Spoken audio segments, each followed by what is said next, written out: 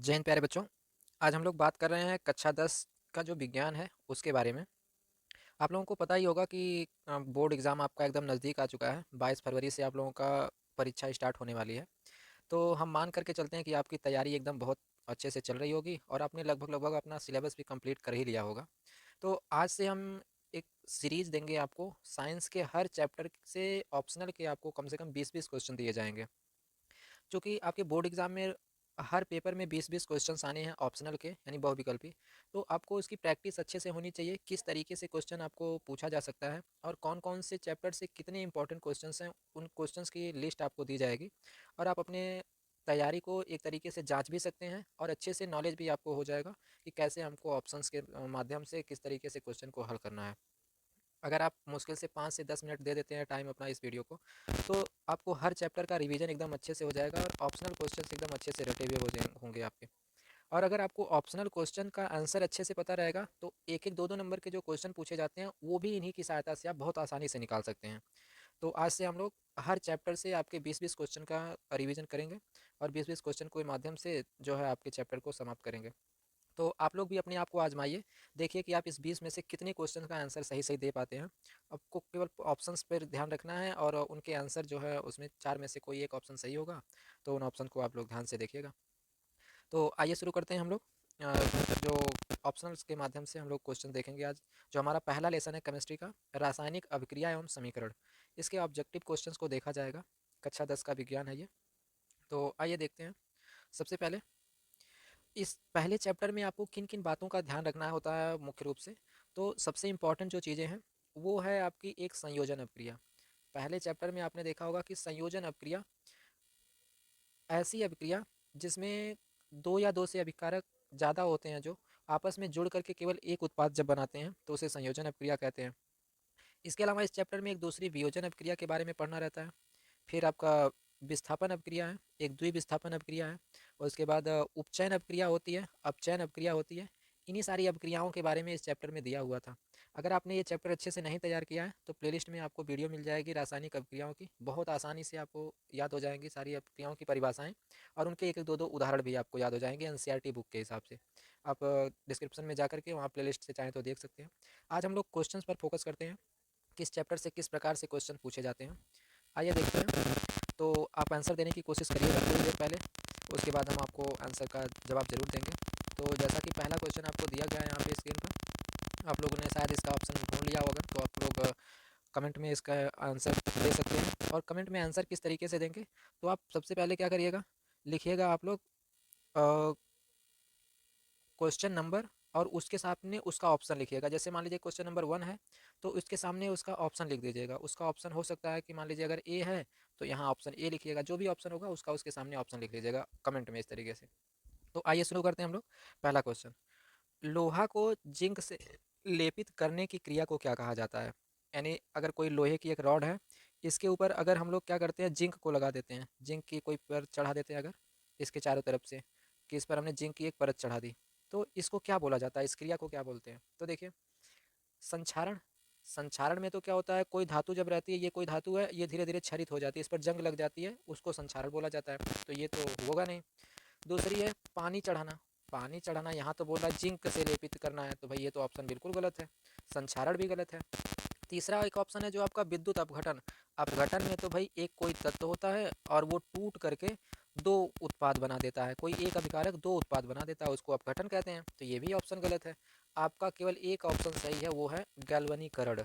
यानी जब हम लोहे की रॉड के ऊपर जिंक की परत यानी जेडियन की परत को चढ़ाते हैं तो उसको बोलते हैं गैल्वनीकरण। चलिए, तो उम्मीद करते हैं कि आपको ये ऑप्शन याद रहेगा और आगे से ये कभी अगर आपसे पूछ लिया जाए 1 नंबर के 2 नंबर के क्वेश्चन में, तो उसे भी आपको याद रह जाएगा कि लोहे पर जिंक चढ़ाने की क्रिया को गैल्वनीकरण कहते हैं। कभी कभी तो आपसे सीधे गैल्वनीकरण के बारे में ही पूछ लेता है कि गैल्वनीकरण क्या होता है, तो कहेंगे कि किसी भी धातु के ऊपर जिंक की पतली परत चढ़ाने की क्रिया को गैल्वनीकरण कहते हैं। चलिए, तो आप लोगों ने ऑप्शन दिया होगा, चेक किया होगा अपने आप को। चलिए, इसके बाद हम लोग दूसरा क्वेश्चन देखते हैं। अब हमारा जो दूसरा क्वेश्चन है कुछ इस प्रकार से है कि सिल्वर क्लोराइड का रंग कैसा होता है। तो आप पहले सिल्वर क्लोराइड का फार्मूला जान लीजिए। Silver AgCl, silver chloride. Silver chloride का फार्मूला क्या होता है वो आपको बताना है। तो सिल्वर क्लोराइड का, अच्छा यहाँ पे पूछा गया सिल्वर क्लोराइड का रंग कैसा होता है, सॉरी आपको रंग बताना है। तो सिल्वर क्लोराइड, आपने सिल्वर तो भाई देखा ही होगा गहने वहने में, अक्सर मम्मी हो सकती हैं, दीदी हो सकती हैं आपके घर में, और लोग हो सकते हैं, आभूषण अक्सर पहनते रहते हैं। तो आप देखिए उनके जो ज्वेलरी है, चांदी की जो ज्वेलरी होती है, सिल्वर का मतलब है चांदी से। अच्छा, जिनको बच्चों को हिंदी वालों में समझ में नहीं आ पा रहा हो, तो सिल्वर का मतलब होता है चांदी। तो चांदी जो होती है आप देखेंगे सफ़ेद ही होती है।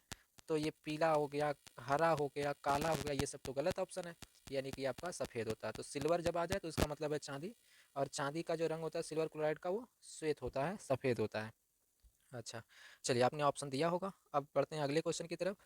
तो हमारा जो अगला क्वेश्चन है वो है तीसरा क्वेश्चन। देखिए आप लोग, तीसरा क्वेश्चन क्या है, कह रहा है कि जस्ता तथा तनु हाइड्रोक्लोरिक अम्ल की अभिक्रिया के फलस्वरूप निम्न में से कौन सी गैस बनती है। तो जब कभी ऐसा क्वेश्चन आ जाए आपके सामने तो क्या करेंगे, घबराइएगा मत एकदम, तुरंत आप एकदम ध्यान से देखिए। जैसे जस्ता, जस्ता बोलते हैं जिंक को, तो ले लीजिए जिंक, जिंक हो गया। अब प्लस इस पर क्या करना, तनु हाइड्रोक्लोरिक अम्ल, तो हाइड्रोक्लोरिक अम्ल देखिए तो हाइड्रोजन क्लोराइड, तो ये हो गया हाइड्रोक्लोरिक अम्ल। अब भाई हाइड्रोजन क्लोराइड जब अपक्रिया करेगा जिंक से तो क्या करेगा, ये जिंक ज़्यादा रिएक्टिव होता है, बहुत ज़्यादा रिएक्टिव होता है जिंक हाइड्रोजन से। तो क्या करेगा, जिंक हाइड्रोजन को यहाँ से हटा देगा, और हटा करके क्या बना देगा, तो ये जिंक क्लोरीन के साथ जुड़ जाएगा, इसको हम नीचे लिख दे रहे हैं। तो बन जाएगा यहाँ से जिंक, और ये क्लोरीन के साथ क्लोराइड बना लेगा, तो जिंक क्लोराइड। अब प्लस यहाँ से जो ये हाइड्रोजन रहता है, ये हाइड्रोजन विस्थापित हो जाएगा, तो हाइड्रोजन हो जाएगा अलग।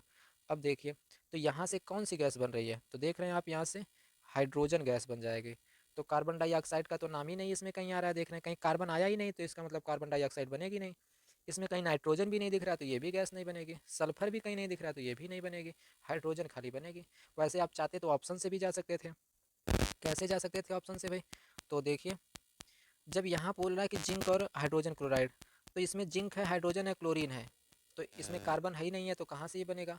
और यहाँ पे भी सल्फर है नहीं इसमें कहीं, तो सल्फर भी नहीं बनेगा, और यहाँ नाइट्रोजन भी कहीं नहीं है तो ये भी नहीं बनेगा। तो आप चाहें तो ऑप्शन से भी जा सकते हैं, केवल यही है हाइड्रोजन यहाँ पे है तो हाइड्रोजन बनेगा, तो ये गैस बन सकती है यहाँ से। तो आपको जब कभी अगर ये रिएक्शन ना आए तो आप ऑप्शन से भी ऐसे जा सकते हैं, लेकिन अगर आपको रिएक्शन लिखना नहीं आता है तो प्लेलिस्ट में एक वीडियो पड़ी हुई है कि रिएक्शंस कैसे बनाई जाती है रासायनिक अभिक्रिया वाली इसी में, उसको आप लोग ज़रूर देख लीजिए, एकदम बहुत अच्छे से समझ में आ जाएगा कि केमिकल रिएक्शंस कैसे बनाई जाती हैं। चलिए अब आगे बढ़ते हैं। हमारा जो अगला क्वेश्चन है, चौथा क्वेश्चन, आइए, लिखा है इसमें निम्नलिखित में से कौन एक दहन अभिक्रिया है, दहन। अब देखिए दहन का क्या मतलब होता है भाई, जलाना। और केमिस्ट्री में कभी भी दहन शब्द अगर आ जाए आपके सामने तो क्या करेंगे आप, दहन का मतलब जलाना, यानी ऑक्सीजन से क्रिया करवा दीजिएगा। हमेशा दहन में क्या होगा, दहन, दहन में हमेशा होता है ऑक्सीजन से क्रिया करवानी होती है आपको। तो क्या करना है, दहन अपक्रिया कौन सी है जिसमें ऑक्सीजन से क्रिया हो रही हो, जैसे देखिए जल का उबलना, जल का उबलना इसमें तो खाली गर्म करते हैं भाई, तो जब जल को उबालेंगे तो वो दहन नहीं कहलाता, उबालने को हम नहीं कहेंगे, ऑक्सीजन से क्रिया नहीं हो रही है। मोम का पिघलना, ये भी नहीं है, मोम का पिघलना ये तो रासायनिक अभिक्रिया ही नहीं है, ये तो मोम पिघल रही है तो इसका मतलब ये तो भौतिक परिवर्तन है, रासायनिक परिवर्तन तो हो ही नहीं रहा है ये। अच्छा, इनमें से कोई नहीं, एक है पेट्रोल का जलना। हाँ ये बात सही है एकदम आपको, कि किसी भी चीज़ को जब जलाया जाता है, दहन का मतलब होता है जलाना, जलाना। तो जब आप कागज़ जलाइए, लकड़ी जलाइए, पेट्रोल जलाइए, डीजल जलाइए, मिट्टी का तेल जलाइए, किसी भी चीज़ को जब जलाते हैं तो उसको बोला जाता है दहन। आप याद रखेंगे, दहन में हमेशा ही क्या करते हैं हम लोग, ऑक्सीजन से क्रिया करवाते हैं। जैसे कह दिया जाए कि कार्बन का दहन, तो कार्बन का दहन करेंगे तो कार्बन और ऑक्सीजन, इसका जब दहन करेंगे तो क्या बन जाएगा, कार्बन डाइऑक्साइड। तो दहन करने पर किसी चीज़ को ऑक्सीजन से क्रिया करवाते हैं, तो ये एक आपकी दहन क्रिया का उदाहरण है। तो चाहे तो आप याद करके रख सकते हैं। चलिए अब आगे देखते हैं, अगला क्वेश्चन है, साग सब्जियों को विघटित होकर कंपोस्ट बनना किस अभिक्रिया का उदाहरण है। अच्छा भाई, साग सब्जियों को विघटित होकर कंपोस्ट बनना। अच्छा देखिए इसमें क्या कह रहा है, आपने कभी ध्यान दिया हो कि जब कोई साग सब्जी होती है, सब्जी मान लीजिए ये कोई है हमारी छोटी सी, हमने बना दिया, चलिए टमाटर ही बना देते हैं एक ठो, वैसे नहीं बन रहा है ठीक से, टेढ़ा मेढ़ा टमाटर बना दिया हमने। जब टमाटर या कोई सब्ज़ी सड़ जाती है तो आप देखेंगे जब वो सड़ती है जहाँ पे, वहाँ पे बहुत गर्मी निकलती है। तो जब कोई भी चीज़ सड़ेगा तो याद रखेंगे वहाँ से गर्मी निकलती है, अगर आप वहाँ हाथ रखेंगे, पैर रखेंगे थोड़ा, तो देखेंगे बहुत एकदम गरम गरम सा महसूस होगा आपको। और जब गरम जहाँ महसूस हो रहा है, इसका मतलब उसमें से तो ऊष्मा निकल रही है। गर्मी का मतलब ही होता है ऊष्मा, यानी कि गर्म हो रहा है तो इसका मतलब है ऊष्मा निकल रही है। और ऊष्मा के निकलने को हम लोग बोलते हैं ऊष्मा छेपी अभिक्रिया। तो ये क्या है ऊष्मा छेपी। ऊष्मा शोषी नहीं, ऊष्मा शोषी का मतलब है उसमें सोख रही है। जैसे आपको खाना बनाने के लिए ऊष्मा देना पड़ता है, जैसे आपको दाल चावल पकाना है भाई, तो उसको गर्म करना पड़ता है। ऐसे आग उग लगाएंगे, आग लगाएंगे तो खाना आपका पकेगा, तो हो जाता है ऊष्मा शोषी अभिक्रिया। ये गलत है, ऊष्मा छेपी अभिक्रिया होता है। उभयगामी कोई अभिक्रिया ही नहीं है, प्रतिस्थापन अभिक्रिया ये होती नहीं है। अब आप समझिए कि कोई भी चीज़ सड़ेगा या विघटित होगा तो उसको वहाँ से हम लोग ऊष्मा छेपी अभिक्रिया कहते हैं। ये आप अच्छे से याद करके रखेंगे कि कोई चाहे साग हो, सब्जी हो, खाना हो, कभी कभी पशुओं का जो डंग होता है, गोबर वोबर सड़ जाता है, वो भी एक तरीके का ऊष्मा छेपी अभिक्रिया होती है। चलिए अब अगला क्वेश्चन देखते हैं। अगला जो हमारा क्वेश्चन है वो क्वेश्चन नंबर 6। निम्न में से कौन सा उत्पाद लेड नाइट्रेट को गर्म करने पर प्राप्त होता है। अच्छा भाई, लेड नाइट्रेट को गर्म करने पर कौन सा पदार्थ प्राप्त होगा। तो देखिए पहले तो लेड नाइट्रेट, अब थोड़ा समझने की कोशिश करें। लेड नाइट्रेट तो पीबी नाइट्रेट का होता है NO3, और इसका हो जाएगा ट्वाइस। ये हो गया लेड नाइट्रेट। अब इसको क्या करना है, बोला क्या है इसने, लेड नाइट्रेट को गर्म करने पर, यानी इसको गर्म किया जाएगा। ऐसे डेल्टा बना दिया गया, इसका मतलब कि गर्म किया जा रहा है। तो जब लेड नाइट्रेट को गर्म करेंगे तो क्या बनेगा भाई, ऑक्सीजन तो बन ही नहीं सकता इसमें से, नाइट्रोजन डाइऑक्साइड, ऑक्सीजन और नाइट्रोजन, नाइट्रोजन ये सारी चीज़ें दी गई हैं। तो लेड नाइट्रेट को गर्म करने पर नाइट्रोजन डाइऑक्साइड बनेगा आपका, NO2 बन जाता है। लेड नाइट्रेट बनेगा नाइट्रोजन को गर्म करने पर, लेड नाइट्रेट को गर्म करने पर। तो यहाँ से देख रहे हैं ये अभिक्रिया जो हो रही है आपकी नाइट्रोजन डाइऑक्साइड, यहाँ से लेड का ऑक्साइड बनता है और नाइट्रोजन का ऑक्साइड बनता है, तो Na2 हो जाएगा। और साथ साथ ही इसके आपका यहाँ से लेड का भी ऑक्साइड बनेगा, तो PbO, लेड ऑक्साइड भी बनता है और साथ साथ नाइट्रोजन डाइऑक्साइड भी बनता है। तो ये दोनों पदार्थ बनेंगे। वैसे ऑप्शन में आपके खाली एक ही चूंकि दिया हुआ है, तो यही ऑप्शन सही हो जाएगा। किसी भी चीज़ को गर्म करने पे उसमें से ऑक्सीजन तो बन ही नहीं सकता है, तो ये ऑप्शन गलत है कि किसी चीज़ को हम लोग गर्म कर रहे हैं तो ऑक्सीजन बन रहा है, ये गलत ऑप्शन हो जाएगा। और नाइट्रोजन यहाँ से निकलेगा गर्म करने पर, ये भी गलत है। यहाँ पे फिर देख रहे हैं ऑक्सीजन आ रहा है, तो गलत ही है, ये नाइट्रोजन ऑक्साइड केवल बनता है, ये ऑप्शन में सही है आपका। अब अगला क्वेश्चन देखिए, इनमें से कौन सा सही है। चलिए भैया सही वाला चेक करना। वैसे ये क्वेश्चन जो आपको पहले लेसन का नहीं है, लेकिन फिर भी आपको बता दिया जाता है। इसमें देखें तो Na2CO3, इतना तो सब क्वेश्चन में है कि आपको Na2CO3 यानी सोडियम कार्बोनेट तो है, और सबके फार्मूले में सेम चीज़ दिया गया Na2CO3। लेकिन एक खाली बात क्या है यहाँ पे, और H2O भी है, जल भी है। अब जल के कितने क्रिस्टलन अणु होते हैं, यहाँ जो जल के सामने संख्या लिखी जाएगी उसको बोलते हैं क्रिस्टलन अणु, जल के क्रिस्टलन अणु। तो यहाँ पे कितनी संख्या लिखी जाएगी, ये अलग अलग पदार्थों में अलग अलग होती है। वैसे सोडियम कार्बोनेट जो होता है यहाँ पे, उसमें जल के क्रिस्टलन के जो अणु होते हैं वो 10 होते हैं। तो ये जो ऑप्शन नंबर हो जाएगा आपको बी हो जाएगा। इसको हम लोग बेकिंग सोडा बोलते हैं, सॉरी बेकिंग सोडा नहीं, धामन सोडा इसको बोला जाता है। तो ये धामन सोडा है, अगर आपको याद हो फार्मूला, तो ये धामन सोडा का फार्मूला होता है सोडियम कार्बोनेट, हाइड्रेटेड जो रहता है सोडियम कार्बोनेट, उसको हम लोग धामन सोडा बोलते हैं। तो ये इसमें 10 अणु होते हैं जल के। ये सारे ऑप्शंस आपके 5 वाले, 7 वाले या फिर 2 वाले, ये सारे ऑप्शन गलत हैं। चलिए अगला क्वेश्चन है हम लोगों का। आइए अब क्वेश्चन नंबर 8 पर चलते हैं। निम्नलिखित अभिक्रिया में अपघटन की अभिक्रिया कौन है। अब देखिए भाई अपघटन यहाँ पूछा गया है। देखिए अब हम लोगों को समझना क्या है कि अपघटन किसको बोलते हैं। अपघटन, यहाँ अपघटन को एक और शब्द से प्रदर्शित किया जाता है, वो होता है वियोजन। वियोजन, अपघटन को वियोजन भी बोला जाता है। अब देखें आप थोड़ा से अगर, तो वियोजन किसे कहते हैं कि जब कोई एक पदार्थ हो, जैसे मान लीजिए कोई पदार्थ है AB, या इसे अभिकारक कह सकते हैं। तो जब एक अभिकारक टूट करके दो उत्पाद बना दे, A+B बना दे, तो ऐसी अभिक्रिया को हम लोग वियोजन अभिक्रिया या अपघटन अभिक्रिया कहते हैं। दोनों एक ही का नाम होता है, अपघटन और वियोजन दोनों एक ही का नाम है। तो ऐसी अभिक्रियाओं को हम लोग कहते हैं अपघटन अभिक्रिया या वियोजन अभिक्रिया।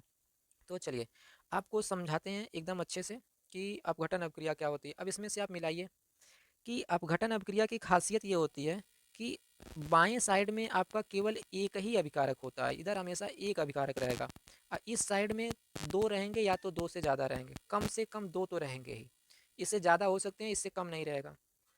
तो देखिए बाएं साइड में आप पहले ऑप्शन से चल चलिए। तो ऑप्शन से चल रहेंगे अगर, यहाँ देखिए तो ये तो खाली एक ही है, इसमें दाहिने साइड में केवल एक उत्पाद है, तो इसका मतलब ये तो गलत है। दो अभिकारक जुड़ रहे हैं यहाँ पे तो गड़बड़ है। इसमें क्या हो रहा है कि केवल एक ही उत्पाद है, तो ये भी ऑप्शन गलत है। अब बचते हैं एक और एक ये। इस वाले में आप देखिए क्या हो गया कि दो दो अभिकारक हैं, तो ऐसा तो हो ही नहीं सकता कि दो अभिकारक। अब खाली एक ऑप्शन बचता है कि एक अभिकारक है और टूट करके वो दो उत्पाद बना रहा है। तो जब एक अभिकारक टूट करके दो उत्पाद बनाएगा, उसी को हम लोग बोलते हैं वियोजन अभिक्रिया या अपघटन अभिक्रिया। तो आप इसको अच्छे से याद करके रख लें, तो ये वाला ऑप्शन आपका करेक्ट हो जाएगा। चलिए तो इसको हम लोग एक बार ऑप्शंस को हम लोग फिर से अच्छे से समझ लेते हैं। अब यहाँ से इस क्वेश्चन से हम लोग थोड़ा चीज़ें जान लेते हैं। इसमें देखें आप कि दो अभिकारक हैं, सोडियम हाइड्रोक्साइड और सोडियम हाइड्रोजन क्लोराइड। इसमें क्या हुआ है कि हाइड्रोजन जो है वो चला गया है H2O के साथ और क्लोरीन आ गया है सोडियम के साथ। तो पहले से क्या था, वो था आपका सोडियम के साथ हाइड्रोक्साइड था, इन दोनों का रिप्लेसमेंट हो रहा है। तो जब रिप्लेसमेंट होता है तो इसको बोलते हैं द्विविस्थापन अपक्रिया। तो पहला तो जो उदाहरण है वो द्विविस्थापन का है, द्विविस्थापन।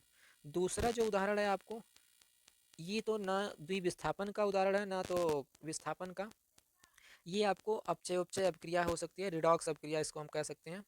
ये कोई अपक्रिया नहीं हुई है। तीसरा चीज़ जो है आपको वियोजन अपक्रिया का था या अपघटन अपक्रिया का था। इसमें कहा गया कि एक अभिकारक है और टूट जा रहा है दो भागों में, तो इसको कहेंगे हम लोग वियोजन अपक्रिया। ये वाला जो देखिए, दो ठो आपके पास अभिकारक हैं और दोनों अभिकारक आपस में जुड़ करके केवल एक उत्पाद बना रहे हैं। तो जब कभी भी दो अभिकारक जुड़ करके केवल एक उत्पाद बनाते हैं, तो ऐसी अभिक्रिया को हम लोग बोलते हैं संयोजन अभिक्रिया। संयोजन। तो इसमें दो अभिक्रियाओं के उदाहरण थे आपके, वियोजन अभिक्रिया और संयोजन अभिक्रिया, और यहाँ पे आपका एक तो ये वाला भी था आपका द्विविस्थापन अभिक्रिया। तो तीन तीन अभिक्रियाओं के उदाहरण यहाँ से आपको मिल सकते थे। चलिए अब हम लोग अगले क्वेश्चन की तरफ चलते हैं। हमारा 9वां क्वेश्चन जो है वो ये कहता है कि फेरस ऑक्साइड है और एल्युमिनियम है, ये अभिक्रिया किस प्रकार की है। तो अब देखिए भाई, फेरिक ऑक्साइड Fe2O3, अब प्लस इसमें हो जा रहा है एल्युमिनियम। ये दोनों कर क्या रहे हैं, बना रहे हैं एल्युमिनियम का ऑक्साइड Al2O3। अब प्लस यहाँ से बन रहा है फेरस, Fe बन जा रहा है। अब आप देखें अगर ध्यान से तो हो क्या रहा है, यहाँ फेरस के साथ एल्युमिनियम था और यहाँ एल्युमिनियम जो है वो अकेले है, और इस साइड में देखें तो एल्युमिनियम के साथ ऑक्सीजन जुड़ चुका है। तो एल्युमिनियम दरअसल कर क्या रहा है, यहाँ से फेरस को रिप्लेस कर दे रहा है। एल्युमिनियम ज़्यादा क्रियाशील होने की वजह से इस फेरस को हटा दे रहा है और फेरस को हटा करके उसकी जगह स्वयं ले ले रहा है। तो जब कोई धातु किसी कम क्रियाशील धातु को हटा करके उसकी जगह खुद ले लेती है, उसका स्थान खुद ले लेती है, तो ऐसी अभिक्रिया को बोलते हैं हम लोग प्रतिस्थापन। प्रतिस्थापन। तो ये प्रतिस्थापन अभिक्रिया का उदाहरण है। अब प्रतिस्थापन अभिक्रिया में आप देखेंगे कुछ इस प्रकार का रहेगा, एक अभिकारक रहेगा AB के टाइप का और एक अभिकारक रहेगा C के टाइप का। यानी कि इसमें एक अभिकारक यहाँ अकेले रहता ही रहता है। जैसे यहाँ देखें एल्युमिनियम अकेला है, इसके साथ कोई दूसरा तत्व जुड़ा हुआ नहीं है, ये यौगिक नहीं है बल्कि धातु के रूप में केवल है। यानी एक तो यौगिक रहेगा और एक जो रहेगा वो तत्व रहेगा। तो ये देखिए, ये यौगिक के रूप में रहेगा और दूसरा जो रहेगा वो आपका तत्व के रूप में रहेगा और धातु रहेगा। और उत्पाद में भी देखेंगे एक धातु रहेगा और एक यौगिक रहेगा। तो यहाँ पे भी देखिए एक धातु बन रही है और एक तो यहाँ से यौगिक है। ये इस तरीके का जब कभी भी आपको देखने को मिले कॉम्बिनेशन, तो आप तुरंत समझ जाइएगा ये विस्थापन अपक्रिया है। तो प्रतिस्थापन कह सकते हैं इसको, या इसी का दूसरा नाम है विस्थापन अपक्रिया। तो ये ऑप्शन नंबर डी हो जाएगा इसका। आप लोग कमेंट में आंसर जरूर करते रहिए, इससे आपका जो होगा ध्यान लगा रहेगा, अच्छे से आपको समझ में आएगा। वियोजन अपक्रिया भी बताया गया था, संयोजन अपक्रिया, सारी अपक्रियाएं आपको समझ में आ चुकी होंगी। तो ये जो उदाहरण था वो आपका विस्थापन अपक्रिया का था। चलिए अब अगले क्वेश्चन की तरफ चलते हैं हम लोग। नेक्स्ट है आपका, लौह चूर्ण पर तनु हाइड्रोक्लोरिक अम्ल डालने से क्या होता है। अब देखिए भाई, लौह चूर्ण, इसको हम लोग समझ लेते हैं थोड़ा सा। लौह चूर्ण कहें तो लोहे का जो बुरादा होता है, लोहा हो गया, इसी के पाउडर को हम लोग बोलते हैं लौह चूर्ण। पर तनु हाइड्रोक्लोरिक अम्ल डालने से तो क्या होगा, जब इस पर हम लोग हाइड्रोक्लोरिक अम्ल डालेंगे तो होगा क्या, ये फेरस ज़्यादा क्रियाशील होता है। तो लोहा ज़्यादा क्रियाशील होगा तो हाइड्रोजन को हटा देगा, तो यहाँ से बनेगा कि फेरस बन जाएगा और ये क्लोरीन इसके साथ जुड़ जाएगा तो हो जाएगा Cl। तो Fe2 सी, यहाँ पे सॉरी, FeCl2, ये फेरस क्लोराइड हो गया। अब प्लस ये हाइड्रोजन अलग हो जाएगा तो EH2 बन जाएगा, यानी कि यहाँ से हाइड्रोजन गैस बनती है। तो ये क्या कह रहा है कि हाइड्रोजन गैस एवं आयरन क्लोराइड बन जाएगा। यहाँ क्लोरीन गैस, ये ऑप्शन गलत, यहाँ क्लोरीन गैस नहीं बन रही है, कोई अपक्रिया नहीं होगी, अपक्रिया होगी भाई, ये भी गलत है। आयरन लवण और जल बनेगा, जल यहाँ तो बनेगा ही नहीं क्योंकि यहाँ कहीं जल, ऑक्सीजन है ही नहीं है, तो जल कैसे बन जाएगा, ये ऑप्शन गलत है। तो यहाँ आप देखें कि हाइड्रोजन गैस और जो है वो आयरन क्लोराइड, ये वाला ऑप्शन जो आपका बिल्कुल सही है। तो इस तरीके से आपको ध्यान देना है। तो आज की वीडियो में जो है आपको ये कुल मिलाकर के क्वेश्चंस 10 हमने ऑप्शनल करवा दिए हैं, उसका एनालिसिस भी करवा दिया है। तो आज के लिए बस इतना ही करेंगे। अगले दिन कल जो है आपको फिर से 10 क्वेश्चन की सीरीज मिल जाएगी, आपको फिर से टेस्ट लगाना है। और आज आप चेक करिए कि कितने क्वेश्चंस आपके सही हुए हैं, कमेंट में ज़रूर बताएं। मिलेंगे हम लोग कल अगले वीडियो में, तब तक के लिए जय हिंद।